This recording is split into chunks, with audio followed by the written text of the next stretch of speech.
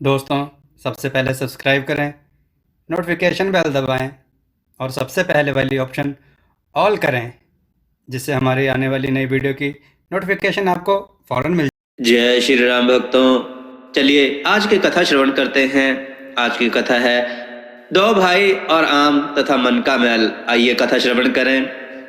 दिनेश और महेश दो सगे भाई थे। दिनेश बड़े थे और महेश छोटे। दोनों की पत्नियां थी और दोनों के ही दो दो लड़के थे। परस्पर आपस में बहुत प्रेम था। दिनेश ही बड़े होने के नाते घर के मालिक थे। चारों बच्चों को वे ही संभालते, उनके लिए कपड़े बनवाते, फल मिठाइयाँ लाने, पढ़ाई की व्यवस्था करने आदि का सब कार्य बड़ी दिलचस्पी से दिनेश करते थे। घर के तथा बच्चों की ओर से महेश निश्चिंत थे। दिनेश के दोनों बच्चों का जैसा पिता पर अधिकार था, ठीक वैसा ही महेश के दोनों बच्चों का ताऊ पर। दिनेश भी किसी प्रकार का भी भेद का बर्ताव नहीं करते। चारों बच्चों के लिए सब चीजें समान आती। घर में महेश की पत्नी के लिए भी जो कुछ आवश्यक होता, जेठ जी ही सब करते और उनके किसी बर्ताव से महेश की पत्नी को कभी कोई शिकायत नहीं हुई। महेश दुकान का काम देखते, घर की सारी देखभाल दिनेश करते थे। एक दिन छुट्टी थी, दुकानें बंद थी, अतएव महेश घर पर ही थे। मकान के बाहर के आंगन में एक कुर्सी पर बैठे कुछ पढ़ रहे थे। चारों बालक खेल रहे थे। दिनेश बच्चों के लिए फल आदि लेने बाजार गए थे। बच्चे दिनेश की बाट जो रहे थे, क्या फल लाते हैं। थोड़ी ही देर में दिनेश लौट आए। वे एक झोले में 8 केले और 8 आम ले आए। उनके आते ही महेश बड़े भाई के सम्मानार्थ कुर्सी से उठकर एक और खड़े हो गए। दिनेश कुर्सी पर बैठ गए। चारों बच्चे खेलना छोड़कर फलों के लिए दिनेश के समीप आकर फल मांगने लगे। महेश बच्चों की उत्सुकता देखने लगे। दिनेश का उस ओर कोई ध्यान नहीं था। वे झोले में से फल निकाल रहे थे बच्चों को देने के लिए। केले तो एक से थे। दिनेश ने झोले से निकालकर 2-2 केले चारों बच्चों को दे दिए। बचे 8 आम। आमों में 4 कुछ घटिया तथा छोटे थे। 4 उनमें से कुछ बढ़िया जाति के तथा बड़े थे। दिनेश ने झोले में से आम निकाले। चारों बच्चे हाथ फैलाए खड़े थे। दिनेश के बच्चों के नाम थे मदन और विजय और महेश के बच्चों के नाम थे मोहन और केशु। दिनेश के 4 आम एक हाथ में, 4 दूसरे हाथ में। बच्चे निर्दोष भाव से लपके। मदन तथा विजय जिस हाथ की ओर लपके, उसमें घटिया तथा छोटे आम थे। मदन तथा विजय को झटक कर दिनेश अलग हटाने लगे।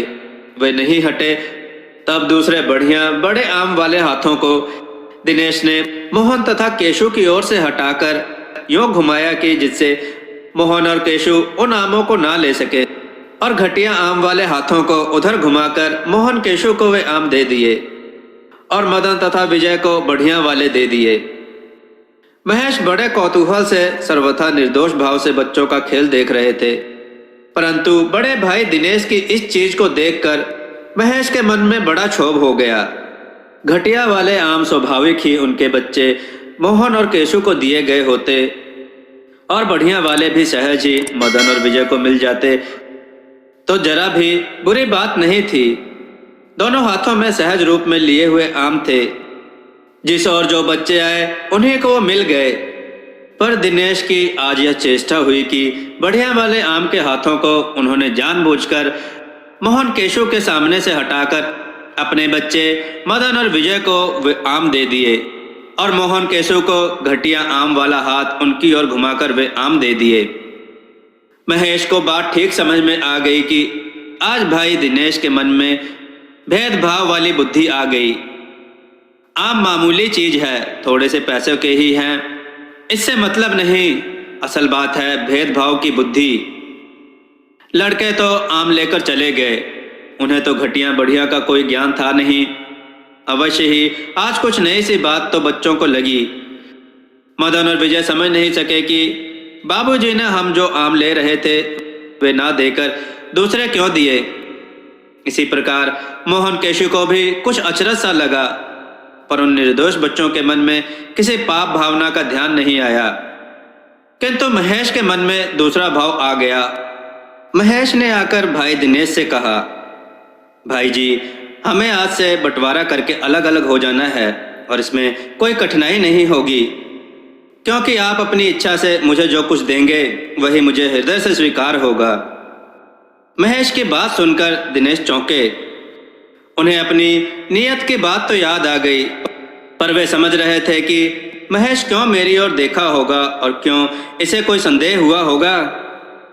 दिनेश बोले, भैया क्या बात हो गई, तुम ऐसा क्यों कह रहे हो? महेश ने नम्रता से स्पष्ट कहा, भाई जी, आज एक ऐसी अनहोनी बात मैंने देखी जिसकी मेरे मन में कल्पना ही नहीं थी। बच्चों को आम देने के समय मेरी नज़र उधर चली गई। बात मामूली थी, पर मैंने समझ लिया कि आज भाई जी के मन में अपने बच्चों तथा मेरे बच्चों में भेदभाव आ गया, और जब भेद आ गया तब फिर साथ रहने में कुशल नहीं। इसी से मैंने अलग होने की बात कही है। दिनेश की आंखों में आंसू आ गए। उन्होंने कहा, सच्ची बात है भैया, मेरी बुद्धि मारी गई थी। मैंने जो पाप कभी नहीं किया वह आज कर बैठा। मेरी बुद्धि में भेद आ गया। मेरे मन ने कहा, बढ़िया मदन और विजय को दे दो।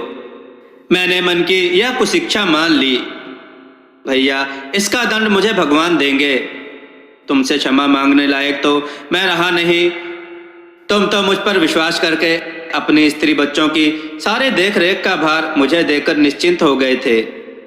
मैंने बुरी नीयत से तुम्हारे साथ घोर विश्वासघात किया। यह छोटा पाप नहीं है। अवश्य अलग होने पर मेरे प्राण भी देह से अलग हो जाएंगे, पर इसका पाप तो यही प्रायश्चित है। यूं कहकर दिनेश जोर जोर से रोने लगे।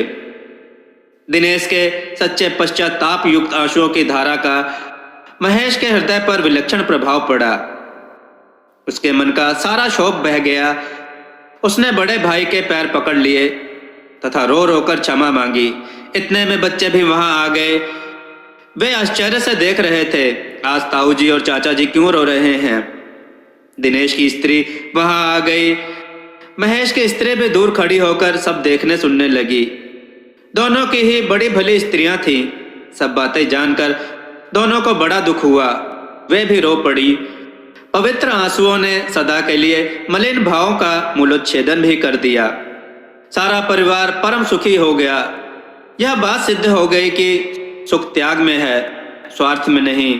दोस्तों, आपको यह कथा कैसी लगी? अपने विचार और सुझाव कमेंट में जरूर दें। हमारी कथाओं को लाइक करें, हमारे चैनल को सब्सक्राइब करना ना भूलें। हमारी कथाओं को शेयर जरूर करें, जिससे लोगों को अच्छा ज्ञान प्राप्त हो। जय श्री राम भक्तों।